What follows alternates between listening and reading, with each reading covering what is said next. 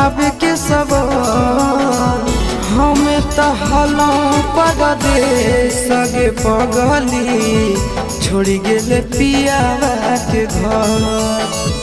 हमें तो हलो परदेश सगे पगली छोड़ी गेले पियावा के घर।